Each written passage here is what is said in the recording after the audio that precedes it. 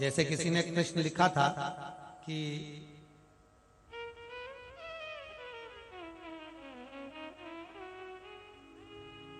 अगर हम रुद्राक्ष गले में पहन लेते हैं और नारी का रजस्वला धर्म आ जाता है,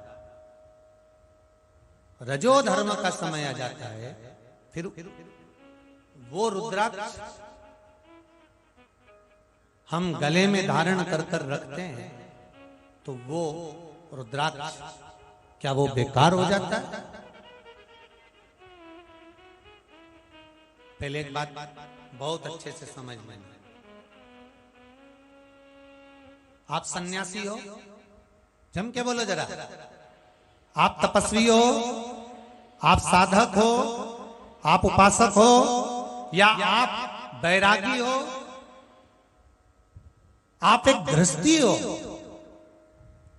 घर में रहने वाली मां गोदी में रखा हुआ बालक अगर गंदगी भी कर दे,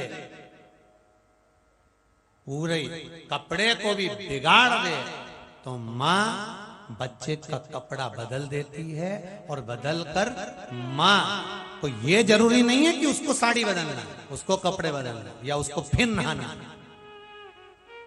बच्चा जब गोदी में होता है तो मां की गोद में कितनी बार भी गंदगी कर दे, फिर मां अपने कपड़े बार बार नहीं बदलती, उसी कपड़े से काम करती रहती है, उसी कपड़े से सेवा करती रहती है, उसी कपड़े से भगवान का पूजन भी करेगी तो भगवान स्वीकार करेगा। क्योंकि मातृत्व के लिए, मां के लिए, नारी के लिए ये छोड़ दिया गया है कि तुम, पर हां आप अगर पूजन करने बैठ रही हो तो आपको ये 7 दिन पूजन नहीं करना। रुद्राक्ष अगर आप पहन रहे हो, रुद्राक्ष अगर आप धारण कर रहे हो और अपने जीवन की सार्थकता के लिए स्वीकार कर रहे हो, जैसे तुलसी की माला और रुद्राक्ष की माला गले में पड़ी रहती है, तो ये कंपनी का ट्रेडमार्क होता है कि तुम कौन सी ब्रांड के हो। ये कंपनी का ट्रेडमार्क है।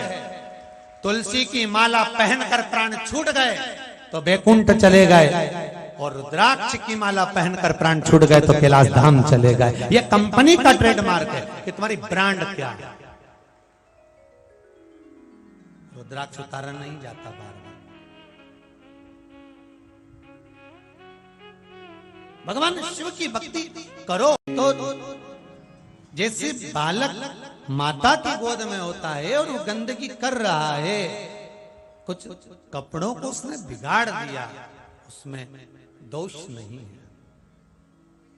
मां बच्चा दोनों के लिए वो श्रेष्ठ है।